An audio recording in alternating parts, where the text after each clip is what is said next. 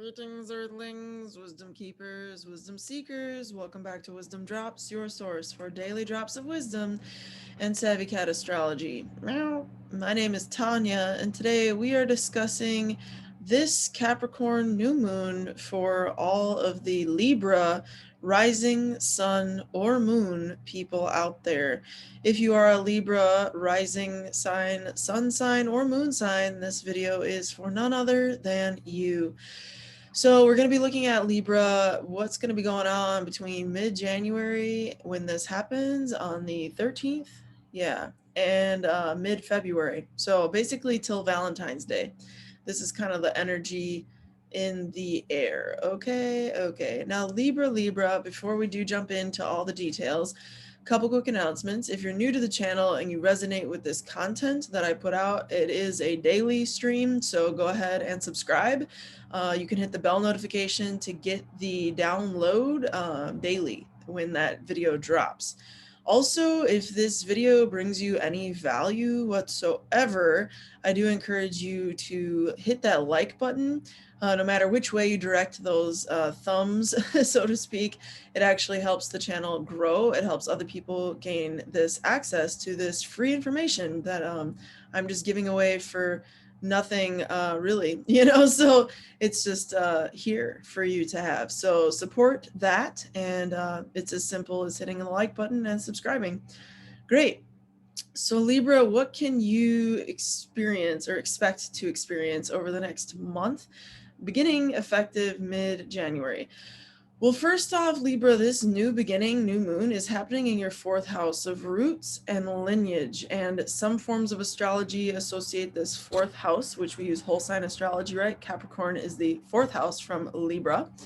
And that, in the ancient world, it's associated with the fourth house, that is the mother and the father, depending on the form of astrology you refer to. So you could have a new beginning in relationship to some paternal or maternal lineage. And the fourth house is also your most private place, Libra. So your place of retreat, your home, your most private home. It's like the crab inside the shell, So with that said, there's definitely a new beginning there, and it's still related to Capricornian themes, which you might say, wait a minute, isn't that kind of contradictory? Because the fourth house sounds a lot more like Cancer energy, aka opposite of Capricorn, but it is what it is, because you're, guess what, a Libra ascendant, sun, or moon. So your fourth house is basically your reading for a fourth house Capricorn energy, you feel? So with that said, how do those mesh if we're combining them? Well, the fourth house is the home and the most private part, but Capricorn is concerned with achievement. Beyond achievement, Capricorn is associated with tradition, okay?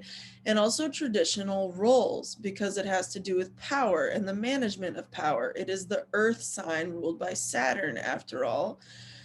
So I think there's a new beginning for you, Libra, to redefine in some way, shape, or form your home, your legacy, your immediate home environment, and also to create a new perspective, perhaps, on your maternal or paternal legacy that you've inherited, that you grew up in, where you grew up. There might be some Libras really experiencing new beginnings in reference to where they grew up, because the fourth house is, again, your root, okay?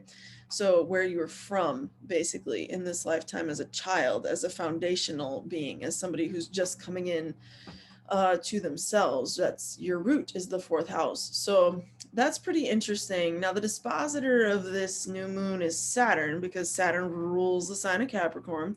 And that is a little tense. I don't want to sugarcoat anything for you, Libra. Look what Saturn is doing. It's square. He's square Mars and Uranus.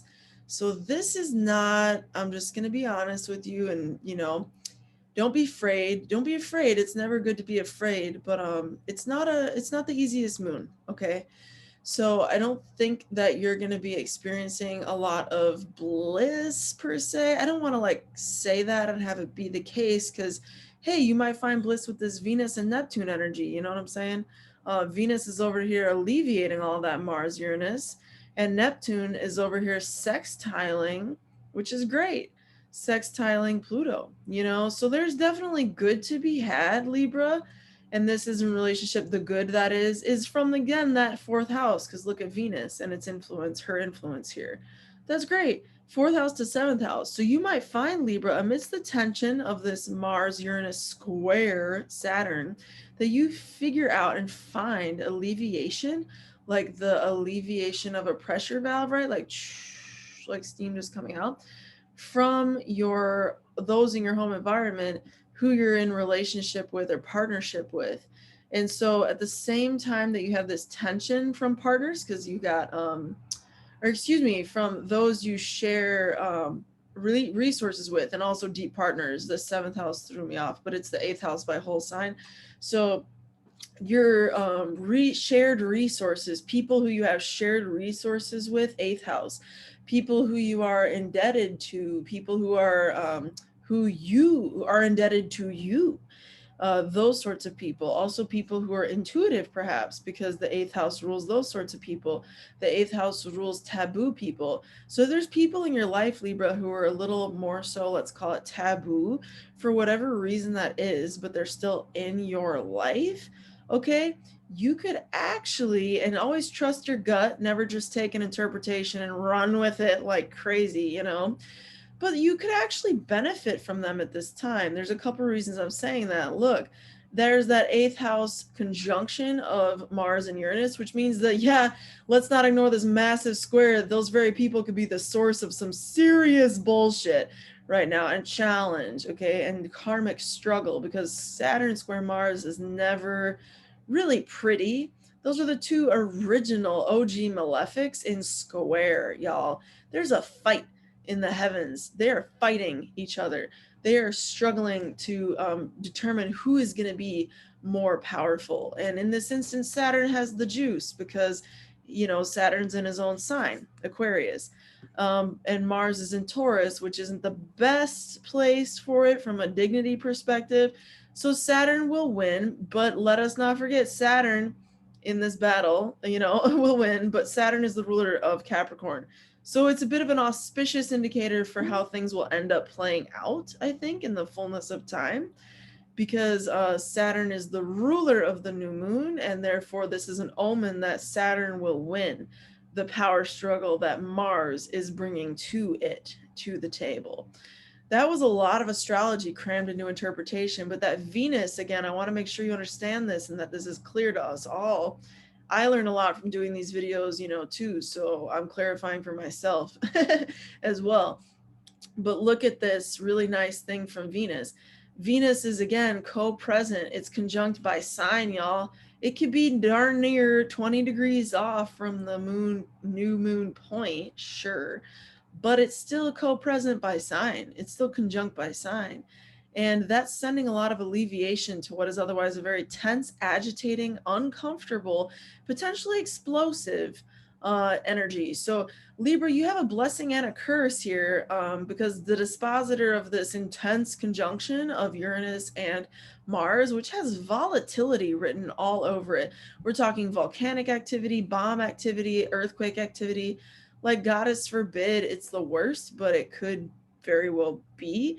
Sorry to bring that news, but the dispositor of that is Venus. And that's what, again, I find is a hopeful omen, because the ruler of Taurus is Venus, and Venus is co-present, as I keep trying to fully articulate this thought, with the new moon in Capricorn.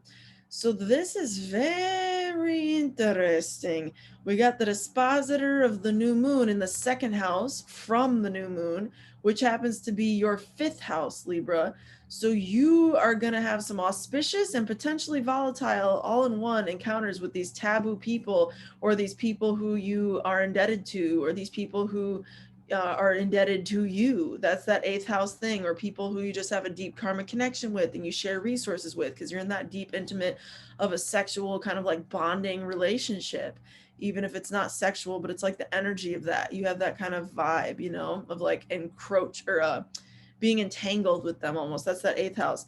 They're going to be the source of joy and healing and alleviation from some of this pressure cooker, but somebody else who fits that same description could be the pressure cooker explosion bomb themselves, because that energy is still here. So be aware of who you put stock in, Libra. Always trust your intuition. And with a Neptune here doing this really beautiful sextile to the moon itself, you could be illusioned. You could fall under illusion, especially by means of drink.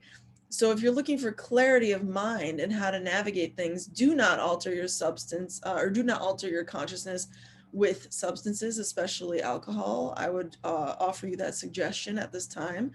More likely than not, that's going to result in more illusions. Do use this Neptune energy with some sense of meditation or purification or ritual even, and you can probably gain a little bit more clarity on this topic. And because Neptune is currently in his own sign of Pisces, there is more of a potential to use the higher vibration and to actually successfully utilize that Neptunian energy if used wisely. Do not forget that friendships right now, Libra, because this is your 5th house, baby, where this Mercury is, and it's squaring Mars and Uranus in your 8th house. Friendships could be tense, especially if you have romantic flings with a friend.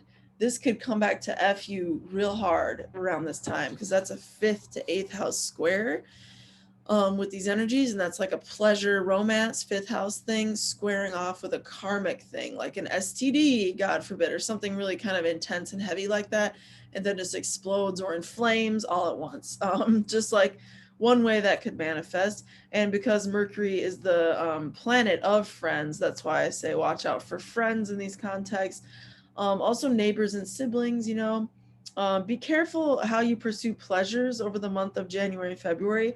I am not a killjoy, Libra. I am not sitting here telling you don't enjoy yourself. And look, your planet is in positive aspect at the time of this new moon. You're ruled by Venus, you know, so you're ultimately given that kind of grace from this 4th house influence.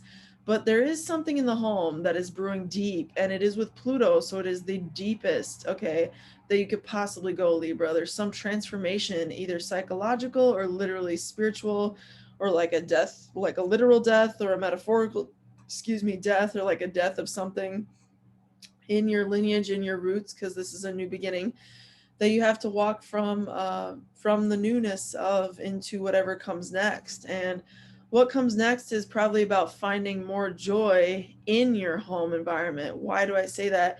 Because your 5th house is where the ruler of the new moon in your 4th house is.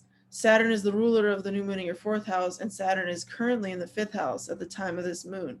So your next step is probably going to turn this death that Pluto is bringing with this beginning here, this new beginning. See how Pluto is conjunct the new moon itself. Bring that death into a constructive sense and construct. Oops, I clicked on that, didn't mean to. Construct what needs to be constructed, okay, in relationship to that home environment, 4th house, and even psychological constructs around your legacy of where you come from, okay, and construct a better, more joyful reality that's even more conducive to your pleasures, your pleasure projects, your creations, your children, if you have them, or to creating children, because that is, again, a 5th house theme.